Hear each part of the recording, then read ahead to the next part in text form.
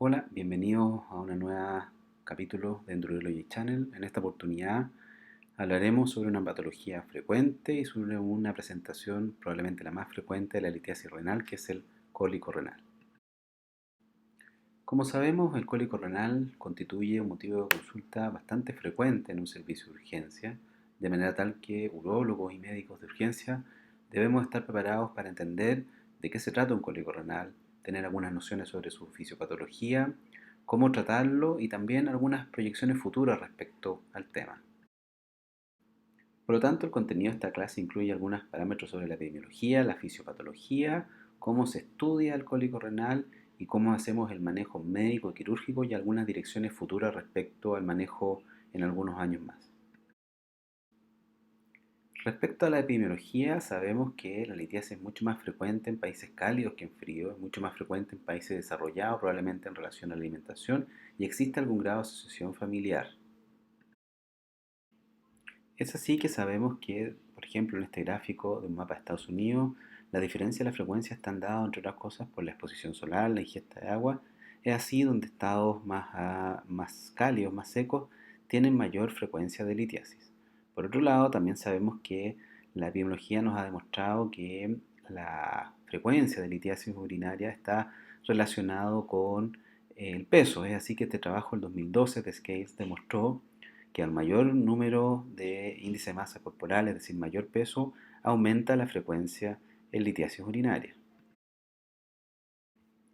Nuevamente en esta imagen, un gráfico de un mapa de Estados Unidos del año 2010,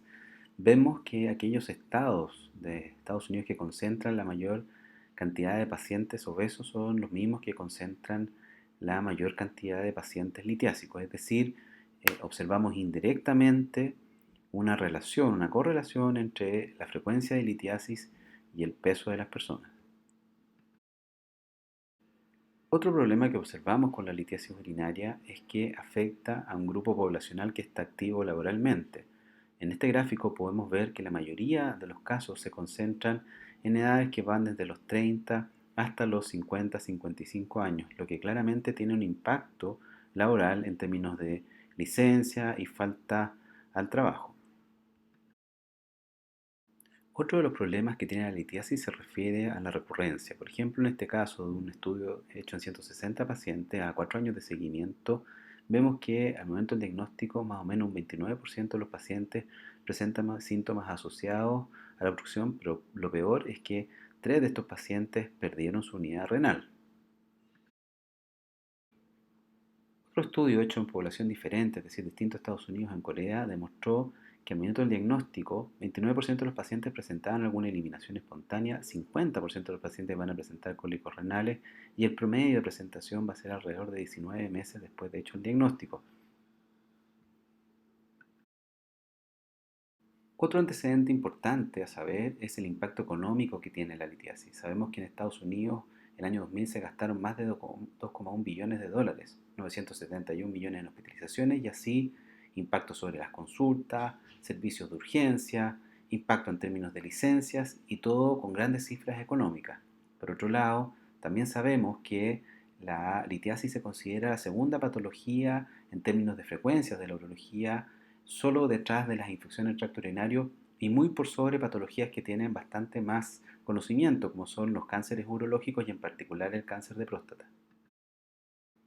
Aquí nos vamos a detener un minuto respecto a la fisiopatología del cólico renal. Sabemos que hay un aumento en la presión intraluminal del sistema colector, lo que va a generar espasmos musculares del uretra al intentar expulsar la litiasis y esta contracción isotónica aumenta el ácido láctico, se produce irritación de las fibras A y C, que son las que tienen el parámetro sensitivo, se generan impulsos aferentes a nivel de T11 y L1 y finalmente estas se proyectan al sistema nervioso central generando el cuadro característico del cólico renal.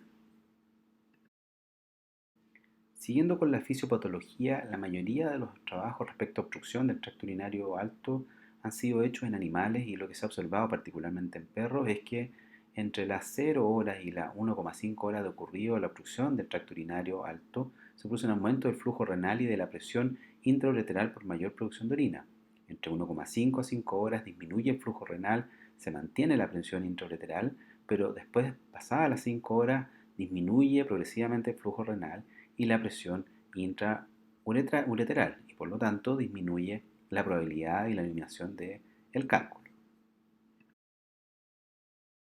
Con respecto al cuadro clínico, tradicionalmente ha sido caracterizado por un dolor lumbar de aparición súbita que se irradia ocasionalmente a genitales dependiendo del nivel de impactación del cálculo, que está asociado a náuseas y vómitos, y efectivamente las molestias bajas aparecen cuando el cálculo está más bien en una ubicación baja. Hay otras causas de obstrucción del uréter que pueden generar síntomas semejantes, como son coágulos intraureterales, tumores del uréter y ocasionalmente cuadros infecciosos. Respecto al estudio inicial, creo importante entender que necesitamos imágenes, ya lo veremos en su minuto. Necesitamos estudio de la función renal. No es raro encontrarse con pacientes con comorbilidades que van a tener afectada su función renal frente a la obstrucción de un riñón y también pensar que muchos de estos pacientes van a necesitar alguna terapia antiinflamatoria y manejo del dolor. También realizar examen de orina completo y urocultivo para descartar una infección concomitante y en caso que estemos sospechando fuertemente la presencia de una infección, medición de PCR y un hemograma. Respecto al estudio de imágenes, esto ha evolucionado en el tiempo. Inicialmente teníamos la radiografía simple y la pelografía de eliminación, pero en exámenes con poca fiabilidad y con alta tasa de radiación, particularmente la pelografía de eliminación, de manera que han sido progresivamente reemplazados por imágenes menos peligrosas, entre comillas, como es la ecografía, el pielo-TAC y en algunos casos la realización de un uroTAC. Hay que hacer especial énfasis en el tema de las imágenes radiantes, básicamente por la exposición radiológica, cuándo hacer un pilotac, cuándo hacer un urotac, sobre todo en la consideración en pacientes que vamos a manejar de manera ambulatoria y que tal vez van a tener que repetir las imágenes, idealmente no, pero que pueden tener la necesidad de repetirle, por eso va a ser muy importante las indicaciones que demos al alta después del manejo ambulatorio en servicio de urgencia. Respecto a la ecografía, es un buen examen, nos ahorramos la dosis de radiación, según las guías europeas urológicas sería la primera elección, pero tiene algunas limitaciones en pacientes obesos, en cálculos de menos de 5 milímetros y vamos a tener dificultad en el diagnóstico y en la ausencia de yeto ureteral podría ser un signo indirecto de litiasis, lo mismo que la hidroureteronefrosis, pero no es un examen que nos permita tomar decisiones respecto al manejo porque vamos a desconocer bastantes parámetros respecto al cálculo que estamos estudiando. Por lo mismo, el Pilotac es nuestra herramienta de elección en este minuto. Es un examen rápido, es un escáner sin contraste, lo que reduce los riesgos del uso de este tipo de material. Hay una baja radiación y tiene una alta sensibilidad y una alta especificidad. Nos permite, por otro lado, también hacer diagnósticos diferenciales y nos va a entregar información importante respecto a la magnitud de una hidronefrosis, potenciales complicaciones secundarias al cálculo, la ubicación exacta, la densidad y el tamaño de la litiasis, lo que va a permitir tomar decisiones probablemente quirúrgicas. Sin embargo, no está exento de controversia. Repetir el pirotac solo cambia en un 6,5% de las veces la conducta y la litiasis que se ve en la imagen del SCOUT pudieran ser seguidas con radiografía simple. Sin embargo, lo más importante que hay que tener en mente es que estas imágenes no están exentas de riesgo y que se ha estudiado bastante la posibilidad de desarrollar segundos cánceres respecto al uso de radiación en este tipo de exámenes. A pesar de eso, sigue siendo nuestro examen de elección porque nos permite tener una mayor cantidad de información respecto al cálculo y cómo lo vamos a manejar.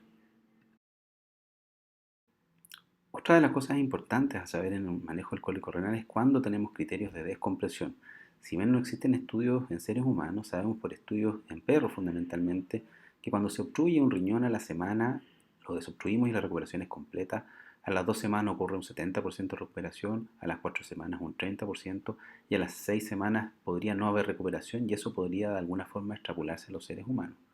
Por otra parte, sabemos que hay criterios absolutos de desobstrucción cuando tenemos monorrenos o trasplantados o cuando tenemos ambos riñones obstruidos, como en caso de litiasis ureterales bilaterales por riesgo de falla renal aguda, cuando tenemos una infección concomitante, cuando hay un dolor refractario al tratamiento habitual, cuando hay una eliminación probable o espontánea muy baja o cuando el paciente consulta nuevamente por la misma litiasis, lo que sería más bien una,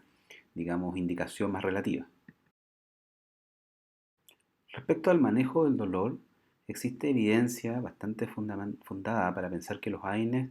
tienen efectivamente un efecto importante.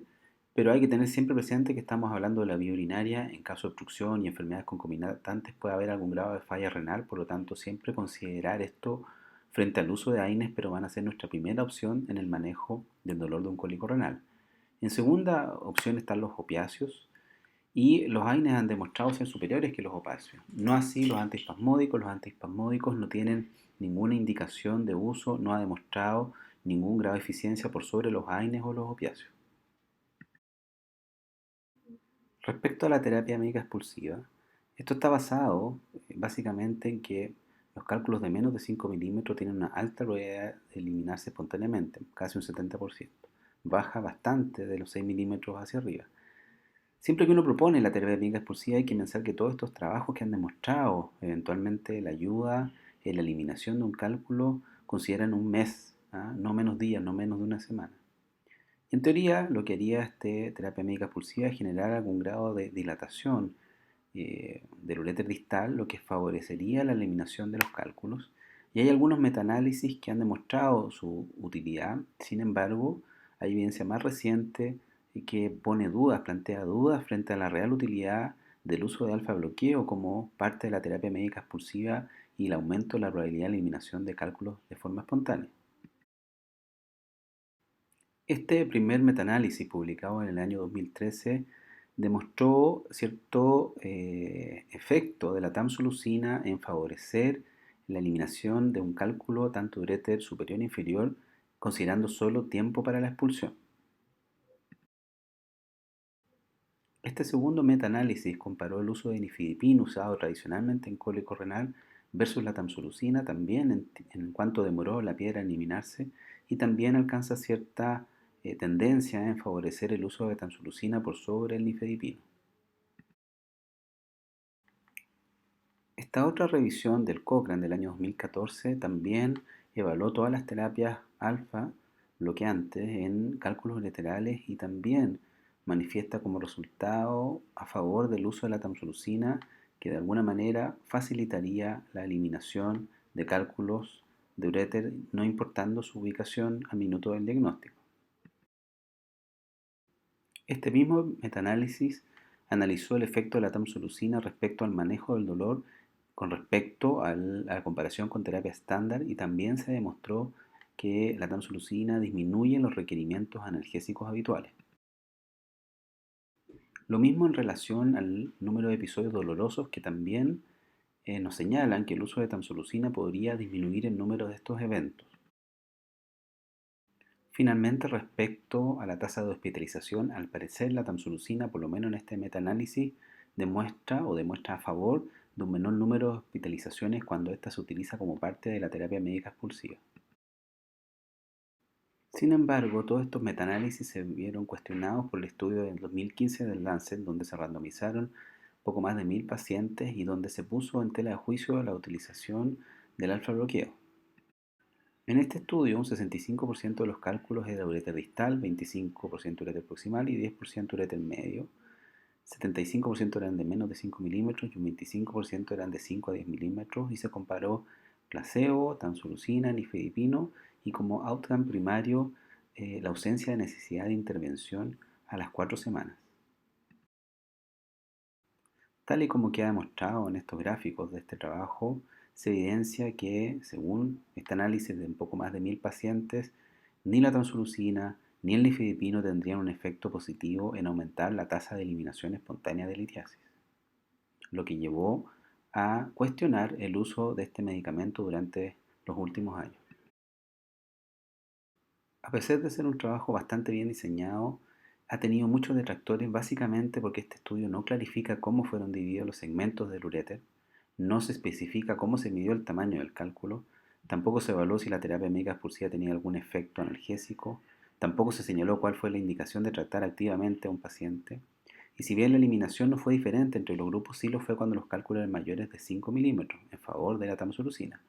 Tampoco se especifica la adherencia al tratamiento de los distintos grupos una vez que el dolor cede. Por lo tanto, a pesar de que parecía hacer un muy buen trabajo y que tiraba por el suelo el uso de la tamsulusina, han aparecido muchos críticos al respecto a esta evidencia, por lo que hoy día la conclusión es que no podemos afirmar ni sí ni no si la tamsulusina sirve en definitiva o no, pero por ahora, en mi posición particular, creo que tiene algún grado de beneficio, sobre todo en cálculos mayores de 5 milímetros. Finalmente, más allá si la tamsulusina sirve o no, o cómo sea el manejo analgésico, una cosa muy sencilla que no debemos olvidar es el tamizaje de orina. El tamizar orina nos va a permitir recolectar el cálculo si éste se elimina, nos va a evitar eventualmente hacer una nueva imagen y por lo tanto evitar la radiación, nos va a permitir eventualmente si recolectamos la piedra enviar el análisis y por lo tanto partir de una buena vez el estudio metabólico. En fin, es una de las indicaciones que junto con la analgesia, el uso de tamsulusina, el vigilar la temperatura y el consultar al urólogo, no debe olvidarse y es fundamental la tamización de la orina. Finalmente no debemos olvidar que una vez que nuestro paciente es reevaluado y no elimina el cálculo, va a ser potencialmente beneficiado por alguno de estos tres tipos de tratamientos, ya sea la ureteroscopía en sus modalidades rígida o flexible, la litotripsia extracorpórea o la cirugía percutánea dependiendo del caso. Respecto a qué nos depara el futuro en el manejo de un cólico renal, recientemente investigadores de la Universidad de Washington en un par de publicaciones han demostrado la eventual utilidad en el uso de ultrasonido de alta intensidad que permitiría movilizar cálculos de una ubicación determinada. Es así que los primeros estudios partieron en fantomas, como se ve en este video, de cómo movilizar a través de ultrasonido un potencial cálculo, o en este caso un fantoma, incluso aumentar la intensidad y permitir rápidamente desintegrar un cálculo, o a través de este ultrasonido ser capaz de movilizarlo y desplazarlo como se observa en este video. Es así que llegamos a los primeros ejemplos o primeros ensayos en humanos donde podemos ver a través de esta imagen ecográfica cómo un cálculo ubicado en el cáliz inferior con esta ultrasonido de alta intensidad es capaz de ser removida y relocalizada en otro sector, lo que permitiría en algunos casos incluso manejar cólicos renales de manera ambulatoria, tratando de, por ejemplo, desimpactar un cálculo desde el uréter proximal hacia la pelvis renal y con eso enviar al paciente al urólogo por lo menos con el cólico ya resuelto.